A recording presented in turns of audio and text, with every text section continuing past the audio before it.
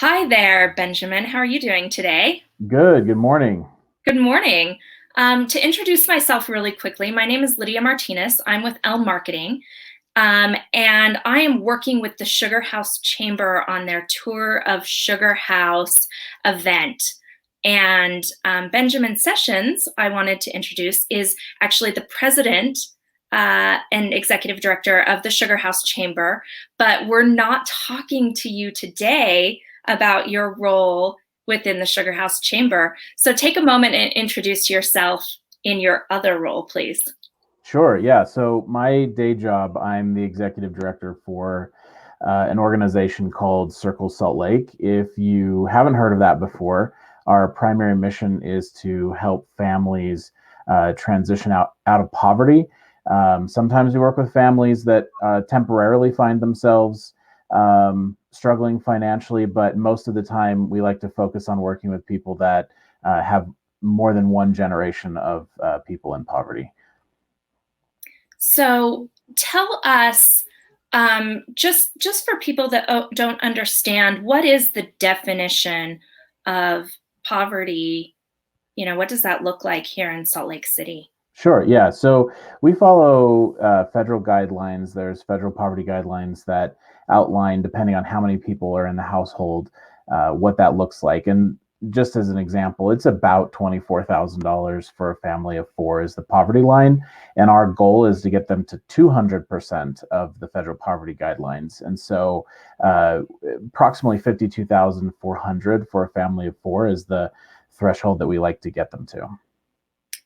And talk to us a little bit about how you help support those families and how you help get them to that point. Um, because it is very, very challenging, especially when there's generations of poverty to move out of that. Sure, yeah. So the magic sauce, so to speak, is that we have amazing volunteers, and our as staff, what we actually do is coordinate a large army of volunteers that we pair with families. Sometimes people think of it as a mentorship. We don't actually think of it exactly like a mentorship because the families are actually the ones that we consider to be leading their way out of poverty. So they're the ones that are talking about their hopes, their dreams, their aspirations, and then the volunteers that we call allies are the ones that help them break through barriers. So, just as a quick aside, one would be we had a single mother who was a refugee to the United States, and she said she wanted to buy a house. And it took her about 5 years to prepare herself with her ally, but eventually, this last December, she ended up buying her first house. And so her ally just went through all of the barriers that she might run into, like how do you save up for a down payment, and what is a credit score, and who do you talk to get a loan, and they eventually made it work. That is amazing. And the thing that stood out for me is that this isn't just like a quick fix. You go to a couple of classes, that you're actually pairing these allies with these people that are trying to improve their lives, and they're working with them long term. Yeah, so we request a minimum of 18 months, but because we're a charity, we don't necessarily have specific targets. So we could be working with someone that maybe needs 4 years, of help and assistance. We've actually found that as we've got to, if we as we've been better at implementing the system, which is a nationally recognized system that is data driven, and there's 70 chapters across the country that work on collaboration as well. So we've actually gotten better at implementing this model. And so just as an example, the cohort that we brought on this last February in 2019, approximately half of them have already hit this number, and some of them are actually blowing the number out of the water. And just so you know, I mean, these are people that have had significant traumas in their life. They've had significant challenges. Sometimes it's drug abuse and alcoholism. Sometimes it's other physical and emotional traumas that they've run through. But when you pair someone that is their champion, that's excited to help and believes that they can do it, it's amazing what can happen. And it's really exciting to Mm. see. The other thing that I loved that I think really seems to set you apart that you talked about was that this is not somebody else putting parameters on the people that you're working with, that it's driven by them. These are our goals. This is what we want to accomplish. And so it's not that like savior, we're going to come in and rescue you type of Right. thing. Right. Uh, No, no, no. Yeah, that's exactly right. And I think just for a little bit of history, I think that was the model that uh, that had been created sometime in the maybe 70s, 80s, and our organization we're one of the leading organizations that work on this in the country. Notice that telling someone what to do doesn't work as well as getting them excited and then going to them and saying, "Hey, what do you want to do, and how do I help you get there?" Right? That's yeah. far more successful. So what are some of the challenges for people that are transitioning out of poverty? Um, Sure. Yeah. I mean, well, there's a whole host of challenges, but I'll sort of focus on a few. One of them, which we focus on, is called the cliff effect. The cliff effect is something that not everybody knows about, but it kind of works like this. If I am working with a single mother, maybe she has two kids, and she goes out to get a job, and the minute that she hits the number above a certain threshold, all of her benefits start to disappear. So it's funny that it's almost a disincentive to sort of work through that. And so our proposal is that we would actually have a phased out um, government benefit system where as people work, it gives them a little bit of time, a little bit of that ramp where they can get a higher income to be able to fully take off, so to speak. And so we really want to mitigate that cliff effect because it's really hard to go through that barrier and take on all those expenses yourself if the government has been paying for a while. And so that's something that we really want to work on. In regards to, I'll just talk about COVID for a second. One of the things that we've noticed is a challenge is electronic penetration. So, does the family have high-speed Wi-Fi in their house?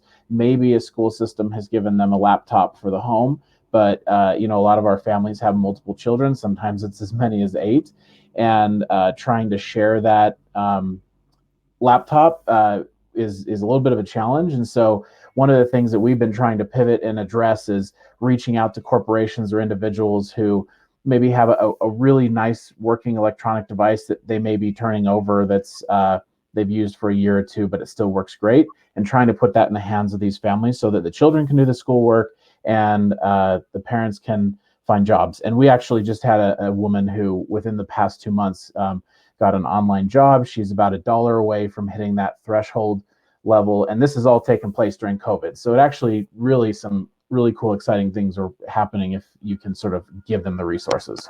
That's amazing. And that's one of the things, I used to do a lot of work with micro lending organizations, and the idea was, let's give people tools to raise themselves out of poverty. They're not in poverty because they're lazy. They're in poverty because of terrible circumstances. And I love what you just talked about giving people the tools necessary to better their own circumstances. Mm-hmm. What are some of those other tools as far as what people need?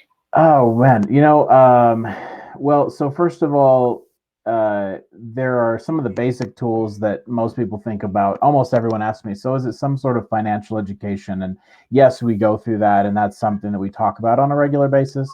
But it's not actually the biggest highlight. We actually focus a lot on culture between the different class systems, and we focus on social capital and how do you build your social capital. So one example would be when through some sort of informal polling, we found that families in poverty that we work with have less than 2 connections that they could rely on in a time of crisis. And what we find is, with families that are sort of further up that economic ladder, that there's an almost innumerable amount of connections that they have, from family members to associates to friends, that you can lean on in those moments. And so we're actually trying to build that network for them. So I'll give you another example. We had a family last year who, mother, father, and 2 kids. They had both, just started working full-time jobs and were really sort of on that upward trajectory. And they had a fire in their apartment, and that was sort of catastrophic. I met them on the morning that they had that fire. Everything was in their vehicle, and it was sort of like, how do I recoup so that I can actually get back to that job on Monday morning? And the whole community just sort of wrapped around them, and it was like, okay, let's get them food, let's get them shelter, let's get them clothing. This happened all within a matter of about 24 hours, and they were actually able to rebound and go back to work. And what we often find is that without those connections, that same family could have had the same situation, and the catastrophe could have lasted longer, and they wouldn't go back to work, and then they're back in the same situation. So Yeah. Yeah. those are the tools that they use. So right now during COVID, what are some of the things that people can do to support, Circles Salt Lake, and to support these people that are, trying to make that transition during one of the most difficult times that we've seen in recent history? Uh, sure. So we normally, and this I think is most critical, we love meeting together in person. And if you were to come to a Circles night pre-COVID, it'd be a little bit of chaos. There'd be lots of kids running around, but we'd start out with a meal together, where you're just sort of breaking bread and getting to know each other and becoming friends. And then after that, for the next hour, we focus on goals and training and really sort of making that transition out of poverty.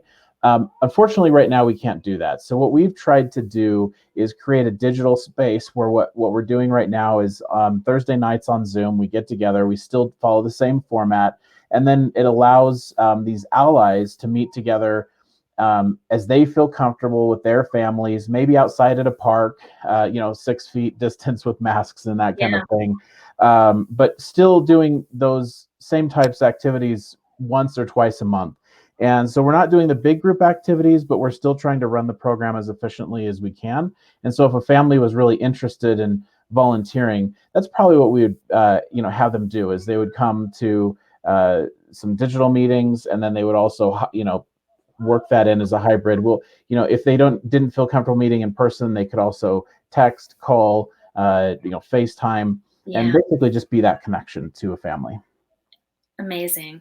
Are there any other things that you're looking for, or any other things, any other support that you need right now?